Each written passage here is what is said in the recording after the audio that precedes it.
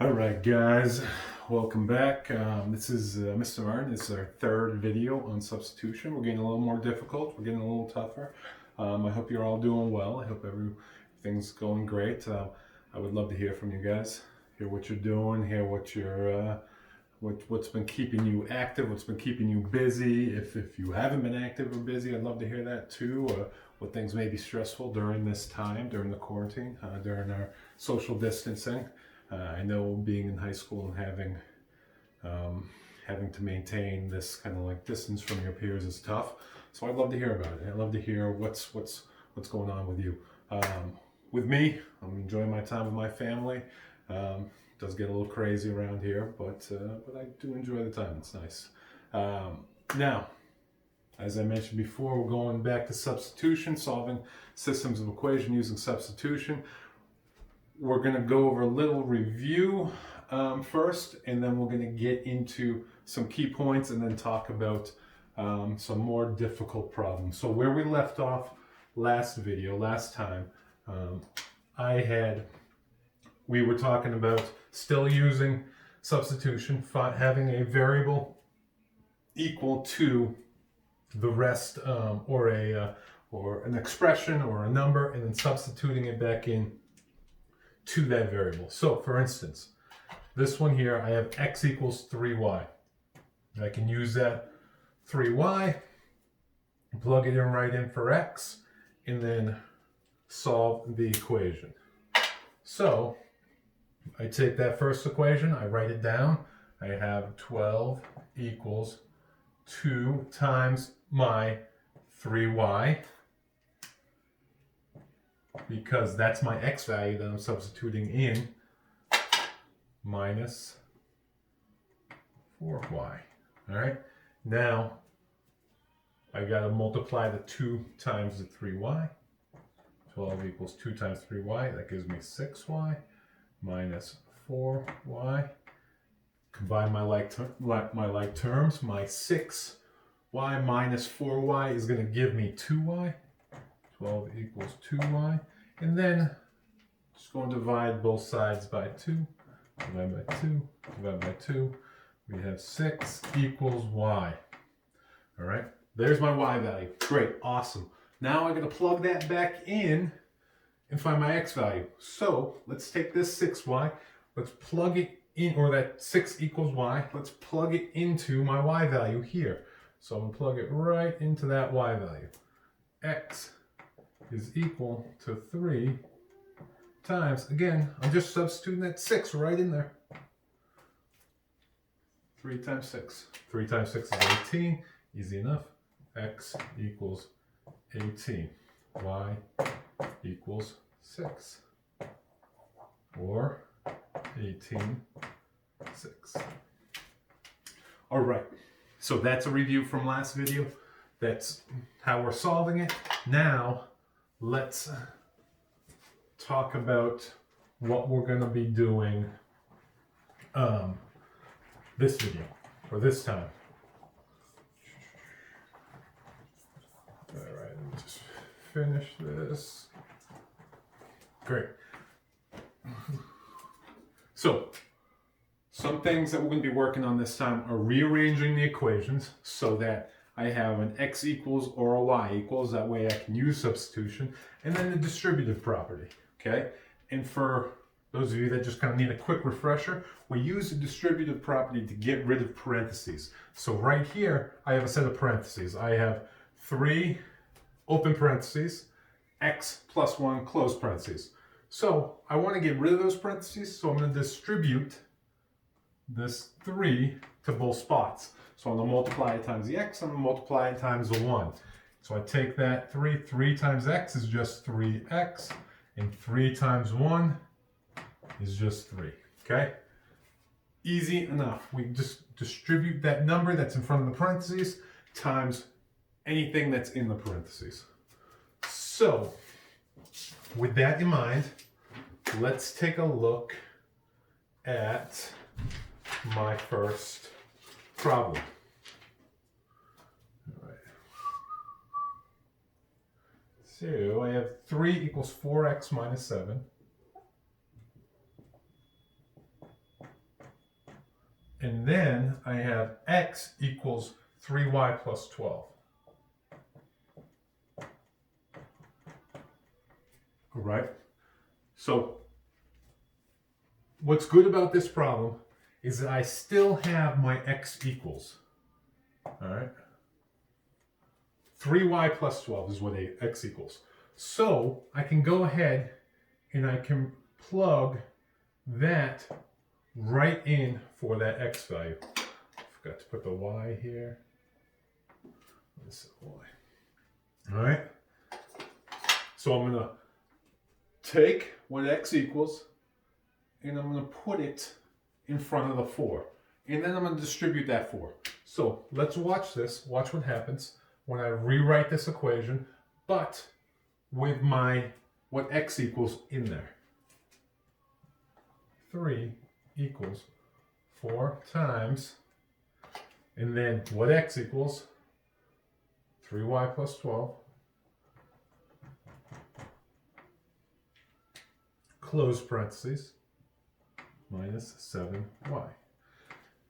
Now, you can see here that I have a 4 outside the parentheses, and then a 3y plus 12 inside the parentheses. Just like down here in our distributive property example, I had the 3 and the x plus 1. I took that 3 and I multiplied it by both things inside the parentheses to make sure, or to get rid of those parentheses. I want to do that same exact thing here with this 4. So I'm going to take that 4 and multiply it here, and I'm going to multiply it here. So I'm going to bring down 3. 3 equals 4 times 3y is 12y plus 4 times 12 is 48. All right. And then I'm just going to bring my negative 7y down, minus 7y. I take a look and I say, what are my like terms now? Let's see what I have for like terms. For like terms, I have negative 7y and 12y. So when I combine my 12y and negative 7y, I end up with a 5y. And then I bring down my 48. And then my equal sign and a 3. So now it's getting a little simpler. Now we're into a basic kind of two-step algebraic equation, and we can subtract my 48. Subtract my 48, get that out of there, bring it to this side of the equation, subtract 48. I'm left with negative 45 equals 5y. And my last step, I want to find, I want to get that y all by itself. So I want to divide by 5, divide by 5. So when I bring this over here, I have negative 45 divided by 5 is going to give me negative 9 is equal to y. All right? Awesome. We got my y value now. We got the y value. We know that negative 9 is my y value. Now I'm going to find my x value as we've been doing. We've been finding an x and a y value each time. I'm going to take this, I'm going to plug it into this equation here, into that second equation, because it just makes it easy. To plug it into that equation. So I'm going to take what my y equals, which is negative 9, and I'll plug it in for y. I have 3 times, and then we substitute negative 9 for that y, plus 12 is equal to x. All right? 3 times negative 9 is just going to give me negative 27 plus 12 is equal to x. Negative 27 plus 12 is going to give me negative 15 is equal to x. There's my x value, negative 15. I'm going to bring my y value over here to keep them together. 9 equals y. Okay. Or I can write it as my ordered pair. Negative 15 x. Negative 9, my y value. Perfect. Awesome. We figured out what my answer for this one was, my x and my y value for this. We didn't need to rearrange anything, but we had to use the distributive property to solve this, okay? Which made it difficult and made it 1-2 steps more, but we're still able to do it just by using my order of operations and making sure that I keep everything organized. All right, last problem. We'll do one more. This next problem we're going to use, we're going to have to rearrange an equation before we solve it. So we'll take a look at what that looks like using substitution.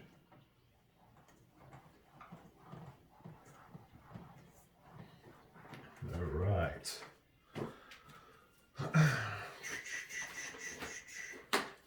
All right, we have 3 equals 3y minus 2x. 3 equals 3y minus 2x. That's my first equation. And my second equation is going to be 12 equals x minus 6y.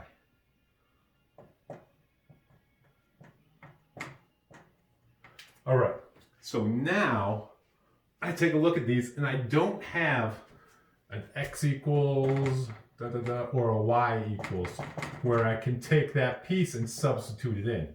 That's not going to work for me right now.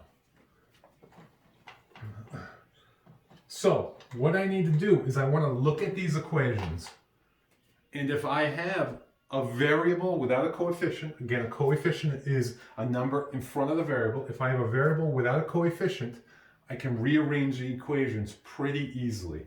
So I take a look and I see the 3y has a coefficient, the negative 2x has a coefficient. Oh, here we go. This x value does not have a number in front of it. So what I'm going to do is I'm going to solve for that x value. So I'm going to rearrange the equation so that x value is all by itself. So I'm going to bring down this equation here. I'm going to write it here. 12 equals x minus 6y. And I'm just going to put the line down. Remember, what I do to one side of the equation, I have to do to the other.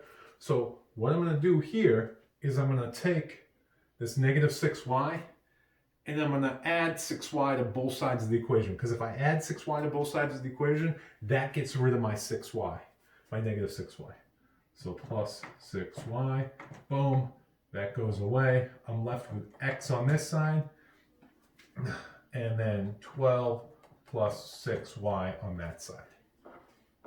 So now I have an x equals. I have an x equals 12 plus 6y.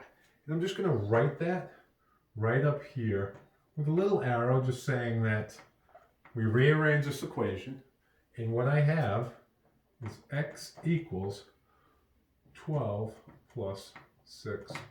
Okay. So now that I got that done, I'm going to erase this to give myself a little more space. I rearranged the equation.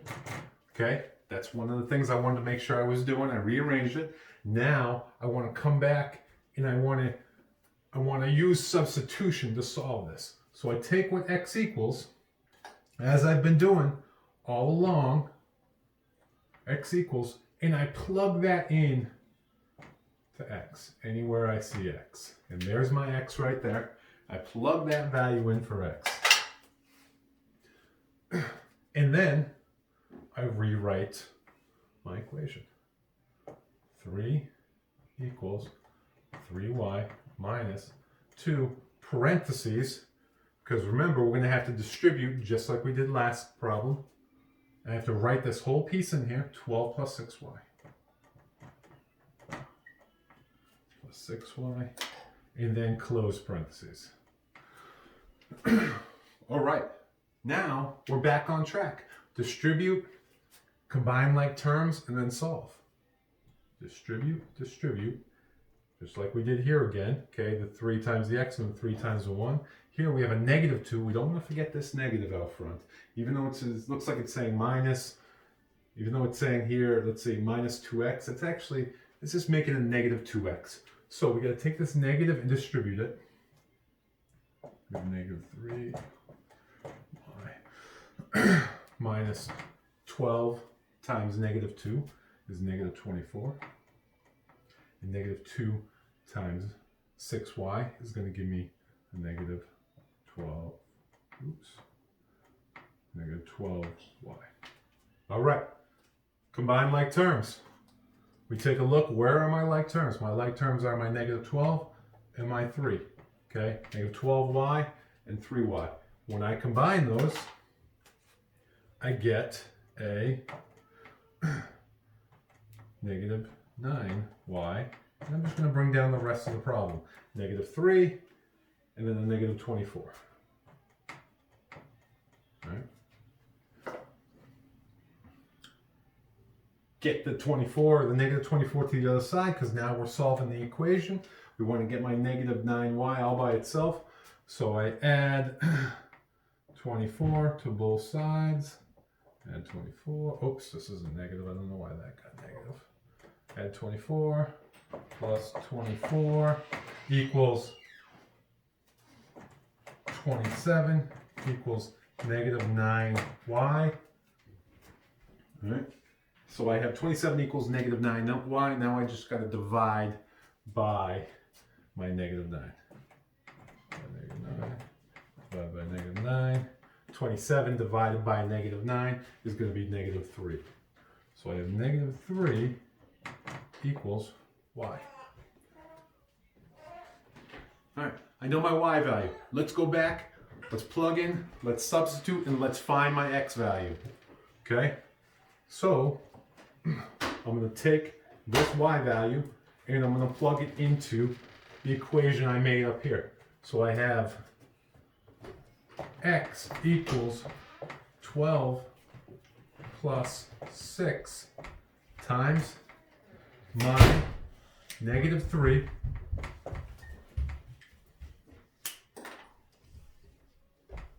and I go ahead and solve. Okay? So when I solve this, x equals 12 minus 18. Okay? So 12 minus 18 is going to be negative 3. X is equal to negative 3. So y, I have y is negative 3. Oops, sorry, not negative 3. Negative 6. Okay, so I have x equals negative 6, and then y equals negative 3. All right? I write those just the same way I've been writing them. My x value, my y value, or negative 6, negative 3. All right. That's a lot of work, okay? There's a lot going on in this problem here. There's a lot of work up on this board.